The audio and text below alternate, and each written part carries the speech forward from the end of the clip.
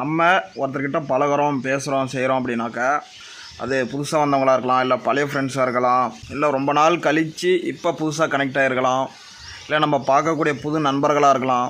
யாராக இருந்தாலுமே நம்ம அவங்கக்கிட்ட பழகுறோம் அப்படின்னாக்க அவங்க யார், அவங்க என்ன வேலை பண்ணிகிட்ருக்காங்க, அவங்க எப்படி வாழ்கிறாங்க, அதெல்லாம் நம்ம தெரிஞ்சுக்கிட்டு அவங்க மூலிமா நம்மளுக்கு எதனா ஹெல்ப் கிடைக்குமா, நம்ம லைஃப் சேஞ்ச் ஆகிறதுக்கு, நம்ம எதனா கடன்லேருந்து வெளியே வர்றதுக்கு, நம்ம எதனா ஹெல்த்தை ஆரோக்கியமாக இம்ப்ரூவ்மெண்ட் பண்ணுறதுக்கு, இல்லை ஃபினான்ஷியலாக ஏதாவது இன்னும் அதிகப்படுத்துறதுக்கு, இல்லை அவங்கள மாதிரி நம்மளும் வாழ்கிறதுக்கு ஏதாவது அவங்க மூலிமா ஹெல்ப் கிடைக்குமா, நம்ம எதனா அவங்க மூலிமா கற்றுக்க முடியுமா, இந்த விஷயங்களை தான் பார்க்கணுமே தவிர்த்து அவங்ககிட்ட போய்ட்டு நம்ம பணம் கேட்குறதோ அந்த மாதிரி விஷயங்கள்லாம் என்னென்னா பண்ணக்கூடாது. அவங்க வாழ்கிறாங்கன்னா அந்த மாதிரி வாழ்க்கை நம்மளும் வாழ முடியுமா அப்படின்ற விஷயங்கள் அவங்க மூலிமா என்ன நம்மளாம் கற்றுக்கலாம் அப்படிங்கிற விஷயங்கள் தான் பார்க்கணும். அவங்ககிட்ட போய் நம்ம பணம் கேட்குறது அந்த மாதிரி விஷயங்கள் இருக்கக்கூடாது.